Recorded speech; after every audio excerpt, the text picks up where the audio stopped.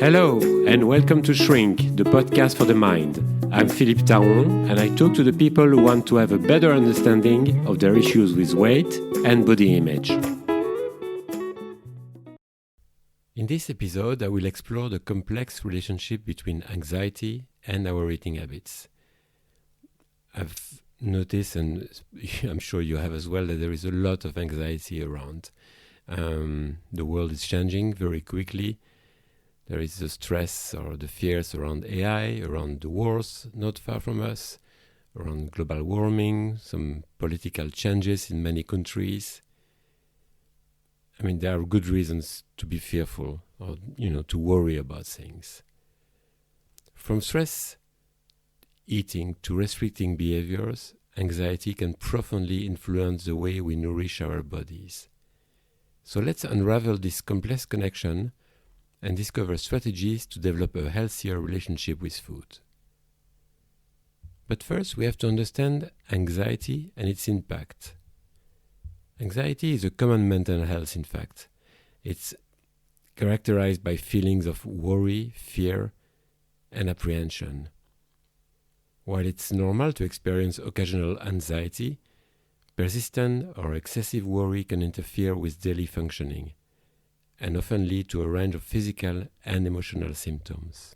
When anxiety becomes chronic, it can manifest in various ways, including panic attacks, obsessive-compulsive behaviors, and phobias. But its influence on our eating habits is less known, I must say. For many of us, anxiety can trigger changes in appetite, cravings, and eating behaviors. And this will lead to unhealthy patterns that can impact both physical and mental well-being. One of the most common ways anxiety affects our eating habits is through stress eating. When we are feeling stressed, anxious, or overwhelmed, we may turn to food as a source of comfort and distraction. And this often leads to mindless eating, where we consume large quantities of high-calorie, high-sugar foods without paying attention to our hunger or fullness. And it works. It does work. But the temporary relief provided by comfort food will only offer a brief break from anxiety. And it's often followed by feelings of guilt, shame, and regret. Over time, stress eating can contribute to weight gain, poor self-esteem, and a cycle of emotional eating that perpetuates anxiety. And because we experience how soothing eating can be, we're tempted to do it again and again. Similar to stress eating, emotional eating is another way anxiety can influence our relationship with food. When we experience intense emotions such as sadness, loneliness, boredom, or anger, we may turn to food as a way to numb our feelings and cope with discomfort. I've recorded quite many episodes about this, and it's now something that even the most serious scientists acknowledge. And emotional eating often involves consuming very tasty food, comforting foods that provide a temporary escape from negative emotions. But as we know, this coping mechanism doesn't work for long and can lead to feelings of emptiness, dissatisfaction, and then self-criticism. Over time, emotional eating can become a habitual response to stress, reinforcing unhealthy eating patterns and then exacerbating anxiety. So it's like we're trapped in a vicious circle. On the flip side of emotional eating, anxiety can also manifest as a restrictive behavior around food. When we feel anxious or out of control in other areas of our lives, we may attempt to regain a sense of control by rigidly controlling our food intake. This often involves strict dieting, calorie counting, or avoiding certain foods which are supposed to be unhealthy or deemed unhealthy, let's say, or unsafe.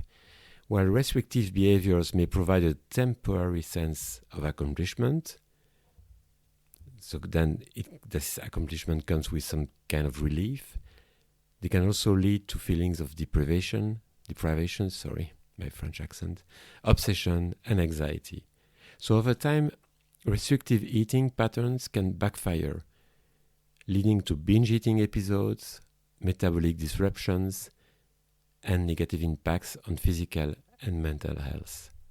Anxiety can also distort our perception of body image, leading to negative self-talk, comparison, and dissatisfaction with our appearance. When we're feeling anxious, we may hyper-focus on perceived flaws, on imperfections, leading to more body dissatisfaction and low self-esteem.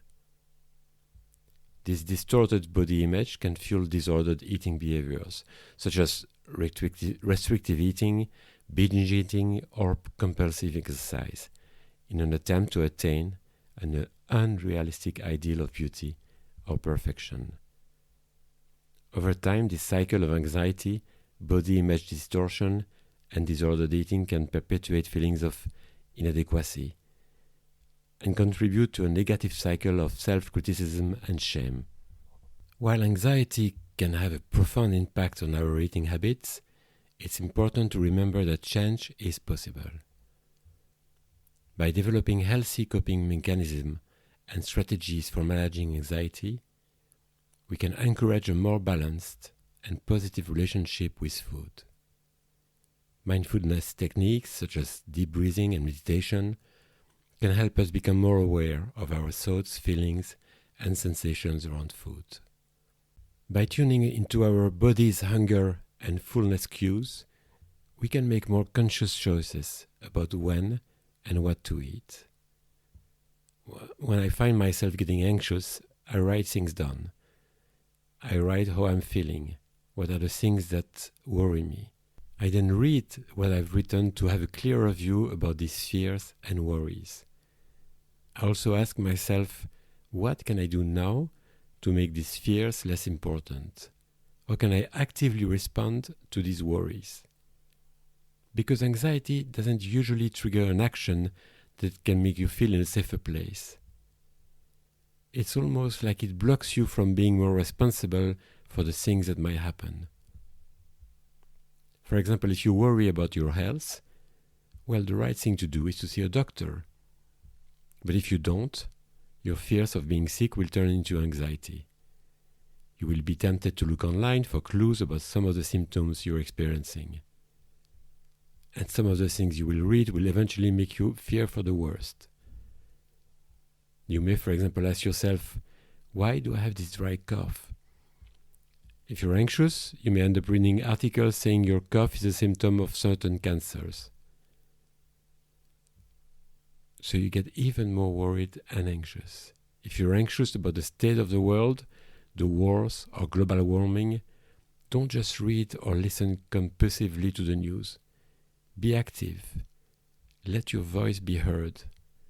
Meet other people who are interested in these things. Because another thing about anxiety is that it can definitely make you feel very lonely. I know it's not easy to open up to others about these feelings. You somehow show your vulnerability and you may think no one will understand you. But when you do, you will realize that many people around you are dealing with some anxiety. And of course, you can get the support from mental health professionals, such as therapists or counselors. They can provide valuable tools and resources for addressing underlying anxiety and developing healthier coping strategies. I would like to add that building a supportive environment is also key to managing anxiety and promoting healthy eating habits. Surround yourself with friends, family, or peers who understand and respect your struggles with anxiety and can offer encouragement, empathy, and sometimes even practical support. Stay away from the diet culture and toxic social media influences that perpetuate unrealistic beauty standards and promote unhealthy eating behaviors. Instead, seek out communities and resources that promote body positivity, intuitive eating, and self-care. By surrounding yourself with positivity and support, you can create a nurturing environment that encourages growth, resilience, and well-being. I must say, through my own experience as a therapist, that I've noticed how contagious anxiety is. So if you live, if you have a companion or a wife or very close friends who are dealing with anxiety, it's quite difficult to protect yourself from their anxiety. So you can be there too. You can listen to them, you can encourage them to find support, but make sure you don't take their anxiety on board. Make sure their anxiety doesn't become your anxiety. To somehow conclude this exploration of the influence of anxiety on our eating habits, I say somehow because I will get back to it. It's such a vast topic, and there is so much to say about this. I just wanted to start tackling it. I must say it was also a way for me to get back to my podcast, because I've been very busy with work, and I was feeling guilty of not recording a new episode. So I thought, okay, let's talk about that. It's a good topic. From stress eating to restrictive behaviors, anxiety can profoundly impact the way we nourish our bodies and care for ourselves. And by understanding the underlying triggers and mechanisms driving our eating habits, we can develop healthier coping strategies and create a more balanced relationship with food. Remember, you're not alone in your struggles, and support is available to help you navigate the challenges of anxiety and eating. So together, let's embrace self-compassion, mindfulness, and resilience as we journey towards greater well-being and fulfillment. Take care of yourself. Be kind to yourself. And remember that you are worthy of love and compassion, exactly as you are.